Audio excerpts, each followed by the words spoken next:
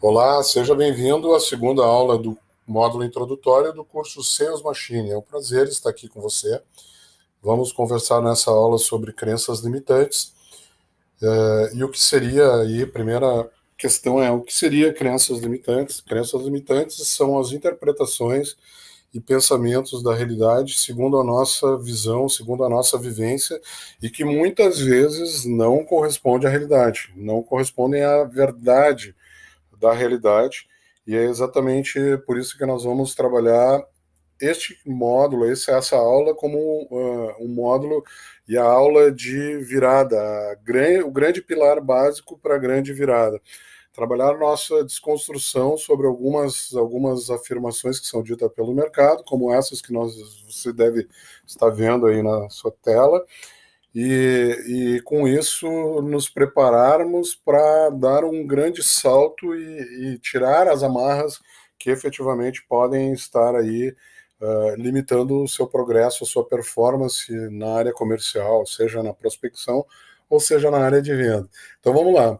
Começando pela primeira frase: vender é um dom.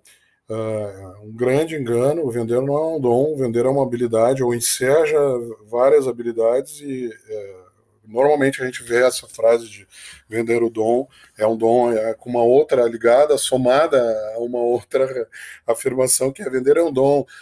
Todo vendedor tem que ser papudo, todo vendedor tem que ter lábia, né? E eu não tenho, então eu não consigo vender, e portanto isso está fadado só a pessoas que tenham lábia para efetivamente convencer as outras pessoas sobre a sua oferta. Isso é uma grande bobagem. Persuasão é uma das habilidades que estão implícitas dentro do processo, porque existe, claro, um processo de convencimento para a oferta que a gente faz, só que não necessariamente precisa ser com essa conotação pejorativa de lábia, de enganação, e é exatamente dentro desse conceito que a gente precisa trabalhar essa frase. Vender é uma habilidade, ela pode ser desenvolvida, ela deve ser desenvolvida. Existem várias habilidades dentro do processo do ato de vender, e elas devem ser desenvolvidas, e elas podem ser desenvolvidas por qualquer um. Claro que alguns têm mais facilidades, outros menos facilidade, mas qualquer um pode desenvolver tais habilidades. Segunda frase: vender é uma arte. Vender está ligado a uma qualidade ou um processo de qualidade, que muitos classificam lá dentro do processo de qualificação, né, de qualidade de trabalho, de qualidade de execução de tarefas, o estado da arte, né? Falar estado da arte é dizer o nível máximo, né? De qualidade para a execução de uma obra-prima, de uma obra de arte, enfim, né? Ou para qualquer outra execução de atividade que seja feita. E então as pessoas acabam se equivocando, né? Achando que dando conotação de criatividade, que também isso é uma outra falácia, né, de mercado, que o vendedor tem que ser criativo para, através da criatividade, persuadir. Eu acho que qualquer profissional deve ser criativo, a criatividade é inerente a qualquer atividade que a gente faça na vida. Ela contribui efetivamente para melhorarmos a forma com que executamos as ações, sejam elas profissionais de trabalho ou não, mas efetivamente vender não é, de novo, não é uma arte como ação em si. Ela é uma ação que pode ser trabalhada para que se chegue a um nível de qualidade o mais próximo do estado da arte. Terceira frase: prospectar e vender é tudo a mesma coisa. Aqui, esta frase é o ponto crucial da nossa aula. A grande virada de mercado que a gente está trabalhando, que a gente está enxergando, ou que está ocorrendo, muitas empresas não estão enxergando isso, e outras, claro, estão na frente, com vantagem competitiva, enxergam. Profissionais como você, que estão buscando e fazendo o Sales Machine, né? Agora provavelmente você está em busca de conhecimento para ganhar vantagem competitiva, e é exatamente essa grande vantagem competitiva que a gente pode, que eu posso lhe passar nessa aula. Começando pelo fato que o processo comercial ele é composto por três etapas, três grandes fases, que é a fase de pré-venda, a fase de venda e a fase de pós-venda, onde nós temos na fase de pré-venda todo o processo de captura, de abordagem, de criação de interesse, de despertar interesse, despertar desejo daqueles leads cujos quais nós estamos conversando, de se postar nessa fase com o discurso de ajudar aos leads com seus problemas, de identificar e de qualificá-los com relação ao grau de relevância desses problemas, mas não é uma fase de fazer o discurso de venda. Eu uso uma metáfora normalmente para poder ser mais visual com a explicação, que é a diferença entre o discurso de prospecção e o discurso de venda. Então, o discurso de prospecção é o discurso para fazer com que os seus leads entendam por que continuar conversando com a sua empresa, continuar conversando com você. O discurso de venda não. O discurso de venda é fazer com que os seus leads entendam por que comprar com a sua empresa e não comprar do concorrente, e por que comprar agora e não comprar no futuro próximo, no futuro longínquo. Este é o grande ponto de inflexão. Aí começa uma grande virada, porque exatamente cai por terra questões como vendedor é responsável por prospectar os seus próprios negócios. Ok, em empresas menores, o vendedor até pode fazer essa etapa de pré-venda, mas ele tem que entender que ele deve mudar o seu discurso, né? Entender que existe uma divisão, por mais tênue que possa parecer, existe uma divisão do discurso, né, de postura mental, inclusive, né, como eu disse, a postura mental na fase de pré-vendas é de ajudar muito mais do que querer e de fazer o discurso de querer vender.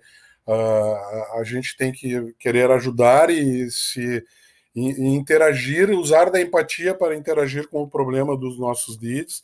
E na venda é o contrário, ser o mais objetivo e ser o mais claro com relação a levar esse lead sobre uma decisão que ele tem que fazer sobre a oferta. E isso existe um abismo, existe uma grande diferença enorme entre as duas fases, e é preciso entender. Mas o ideal aqui, né, mesmo agora voltando à questão da empresa pequena, que o vendedor, o profissional, o executivo de relacionamento, executivo de vendas, executivo de contas, enfim, como queira chamar, ele vai ter que ser responsável por todo esse processo comercial, desde a fase de pré-vendas, a venda e até o pós-venda.